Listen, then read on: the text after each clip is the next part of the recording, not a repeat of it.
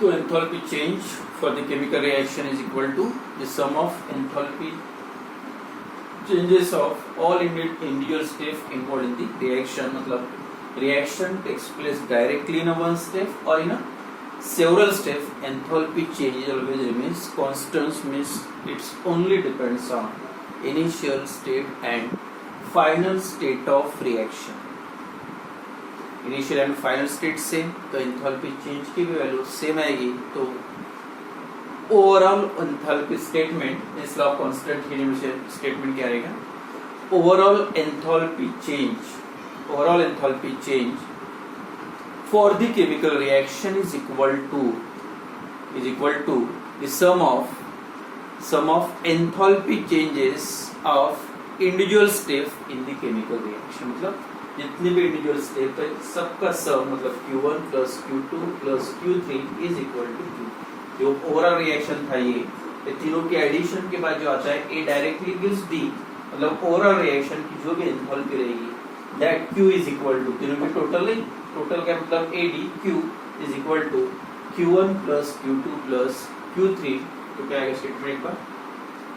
Overall enthalpy change for the chemical reaction is equal to the sum of enthalpy changes of individual step in the chemical reaction. ये statement लिख सकते हैं या second simple statement ये भी लिख सकते हैं.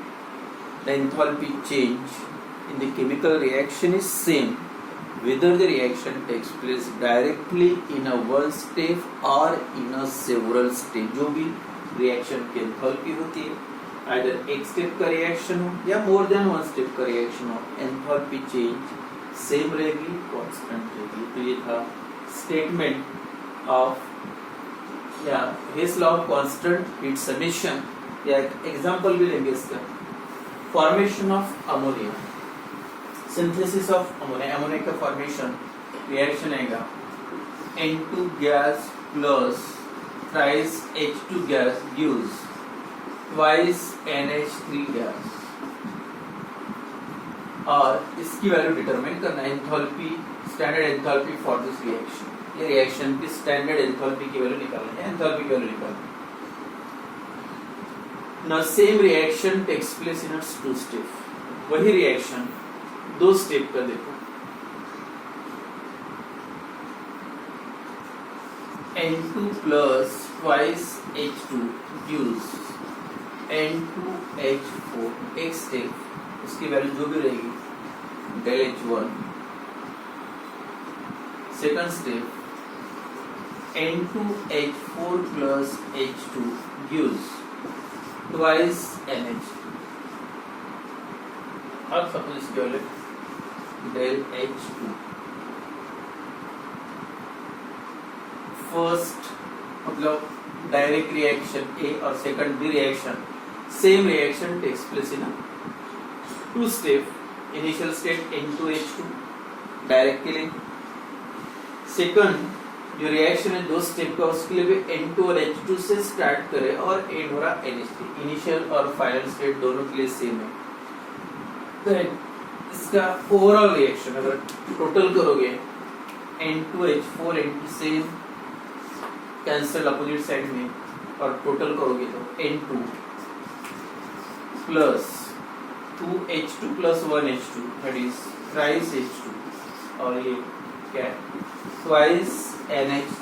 अगर reaction N2 plus 3H2 gives twice NH3, same N2 plus thrice H2 gives twice NH3. And जैसे दोनों रिएक्शन का एडिशन किया सेम, इसकी वैल्यू निकालना है.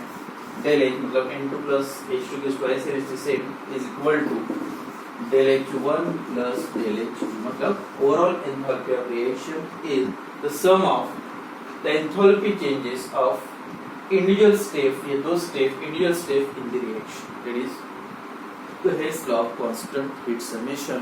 And then last में application of Hess law of constant. State and explain the Hess law of constant heat summation. 2 mark का कोई क्वेश्चन होता है कभी-कभी.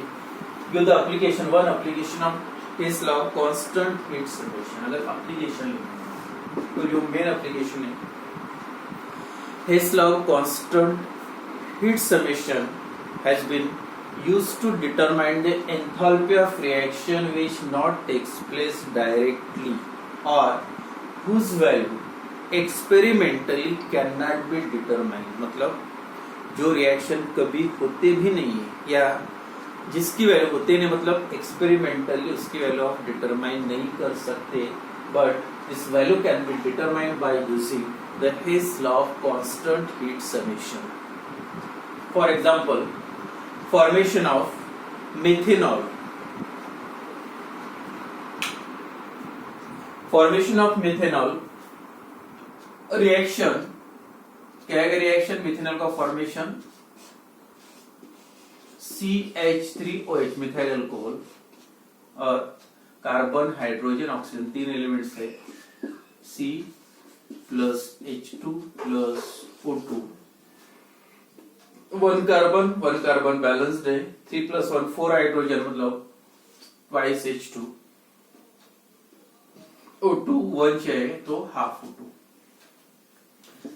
ये रिएक्शन डायरेक्टली नहीं होता है और डेलेज की वैल्यू रिएक्शन जो रिएक्शन होता भी नहीं है उसकी आप डेलेज की वैल्यू निकाल सकते हैं, डिटरमाइन कर सकते हैं by using this Hess law of constant heat summation। Methanol formation का रिएक्शन लिखा है, डेलेज की वैल्यू डिटरमाइन करना है और जो रिएक्शंस आपको गिवन रहेंगे, एक रिएक्शन दिया है C plus O2 gives CO2, इसकी वैल्यू नोन है डेलेज।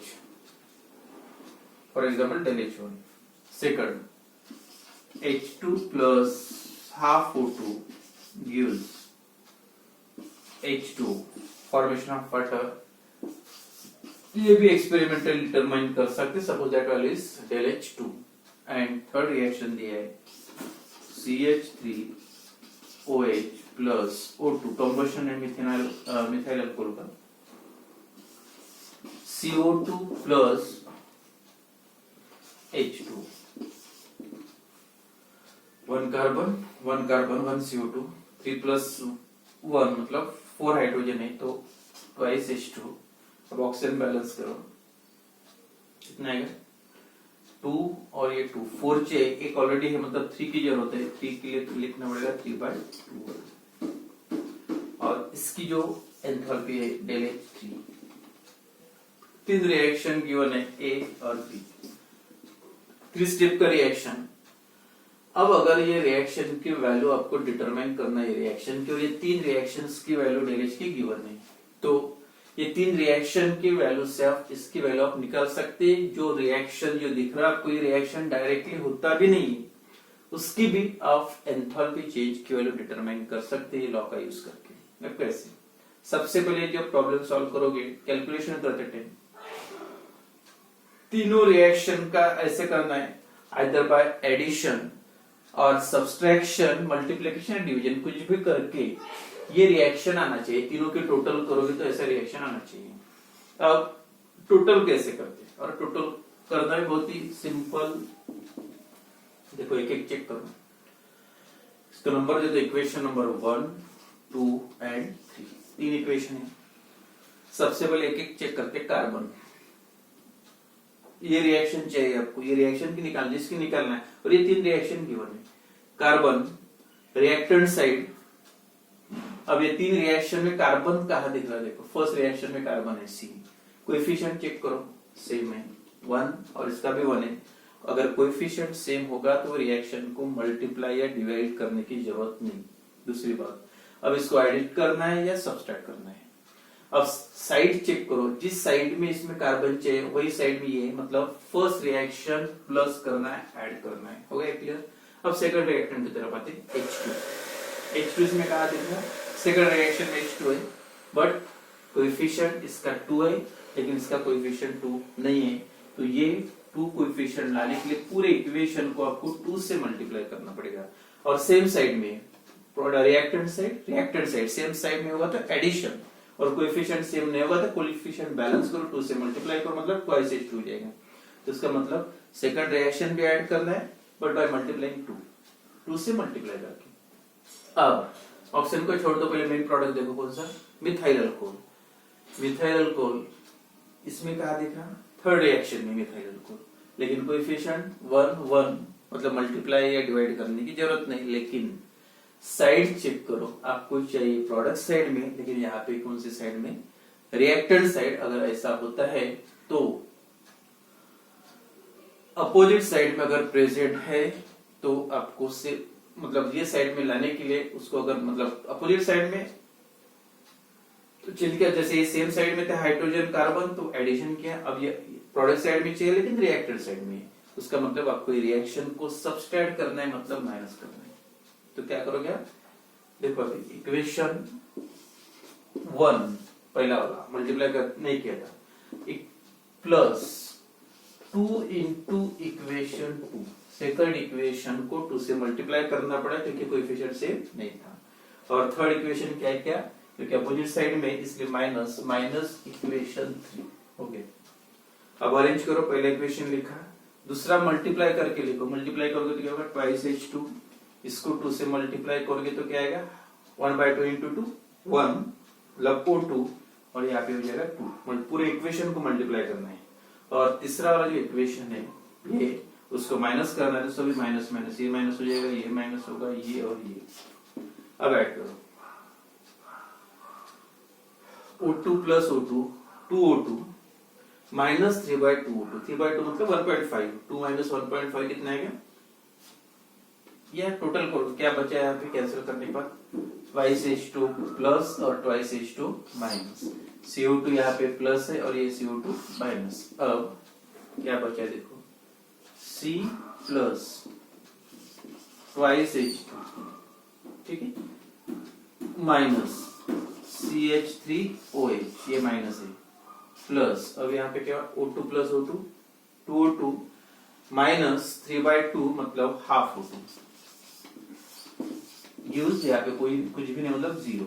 अब ये CH3OH माइनस है, इधर माइनस है तो वो साइड में जाएगा तो plus, final equation C plus twice H2 plus half O2 use CH3OH, आ गया equation C 2H2 half O2 CH3OH CH, आ गया इक्वेशन, मतलब तीनों का एडिशन करके वही इक्वेशन है।